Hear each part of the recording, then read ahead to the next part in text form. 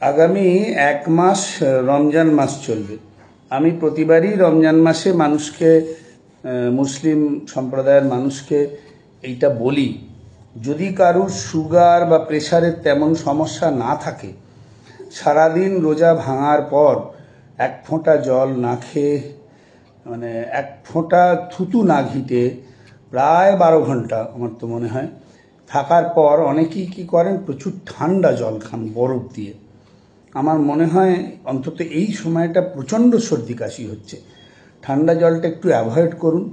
বললাম যাদের sugar pressure নেই তারা একটু ওআরএস খান।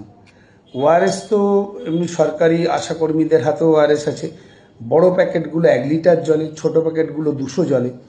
একটা ওআরএসের প্যাকেট 1 লিটার জলে যদি সবাই হাফ লিটার করে খায়, দেখবেন অনেক তাড়াতাড়ি ক্লান্তি দূর হবে। আর অনেক সময় কোম্পানির নাম বলা উচিত নয়, ওআরএসগুলো কসলাইট এগুলো নামে পাওয়া যায়। আর একটা নাম করা কোম্পানির আছে এনার্জেস্ট বলে, এরকম একটা কী ধরনের, সেগুলোও কিন্তু রেডিমেড পাওয়া যায়, একটু দাম বেশি। সেগুলো খেলে খুব ভালো কাজ হয়। আসলে এই প্রচণ্ড গরম পড়ে যাচ্ছে তো, সোডিয়াম পটাশিয়াম আমাদের শরীর থেকে বেরিয়ে যায় ঘামেতে আর জল না খেলে। এবার সোডিয়াম যদি শরীর থেকে বেরিয়ে যায়, প্রেশার ফল ডাউন করে, প্রেশারটা কমে যায়, তাতে মাথা ঘোরা, দুর্বলতা, চোখে অন্ধকার এগুলো দেখে। আর পটাশিয়াম কমে যাওয়ার জন্যে মাসল ক্র্যাম্প হয়। অজান্তেই বহুদিনের কাস্টম দেখবেন মুসলিমরা এই রোজা ভাঙার সময় প্রচুর ফল খান। আর কলা, এই ধরনের ফলে না, কলা, ডাবের জল, পেঁপে, যে কোনো ফলে পটাশিয়াম, রিচ পটাশিয়াম থাকে।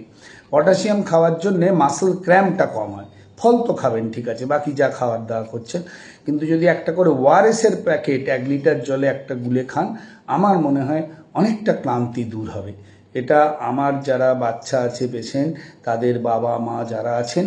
আর একটা আমার প্রতিবারই অনুরোধ থাকে, যারা প্রেগনেন্ট মাদার, যারা গর্ভবতী মা, সম্ভবত এটা তাদের ধর্মগতভাবেও পড়ে, তারা রোজা রাখা উচিত নয়।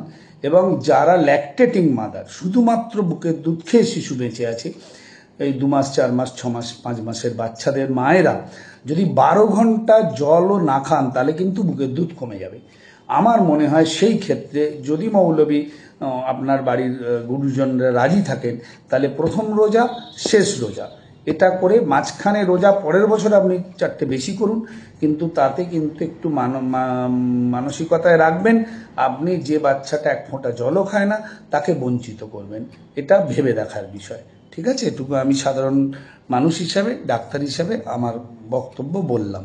এটাকে আবার রং চড়াবেন না ধর্মীয়। যা যা আপনাদের দেখছি মানুষের মধ্যে, সবেতেই একটা অদ্ভুত ধরনের ধর্মীয় মেরুকরণ চলছে। আমার এই যে কোনো ফেসবুকে, আমি ব্লাড ডোনেশন ক্যাম্পে গেছি, সেখানেও বলছি কি রক্তমাখা ভাত খাবেন, এইসব। মানে আশ্চর্য আছে, ডাক্তারবাবুরা একজন ব্লাড ডোনেশন ক্যাম্পে যাবে না, মাস্টারমশাই স্কুলে যাবে না, পড়াবে না, শিক্ষক শিক্ষিকারা পড়াশোনার কথা বলবে না, গুরুজনেরা তাদের সন্তানদের শাসন করবে না। কি অসম্ভব ব্যাপার। যাই হোক, এটাকে, সব বিষয়টাকে এরম করে ধরবেন না, ঠিক আছে?